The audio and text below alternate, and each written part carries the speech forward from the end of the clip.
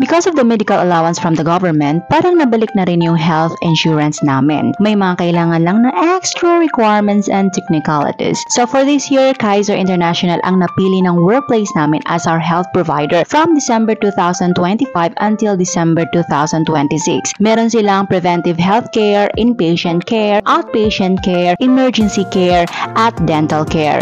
Ilalagay ko na lang sa gilid yung screenshot ng benefits para makita ninyo. So far, masasabi kong useful din siya. Hopefully, magagamit ko siya next year if needed para ma-assure ko kung saan ko siya pwedeng gamitin near in the local. Nag-search ako kung anong hospital sa Iligan ang accredited. Found out na pwede siya sa number 1, Dr. Oy Hospital. Next is Iligan Medical Center Hospital. Next is Mercy Community Hospital. And next is Mindanao Sanitarium and Hospital. So this is based ito sa accredited hospital list ng Kaiser International Online. Kayo, sino po ang healthcare provider ninyo?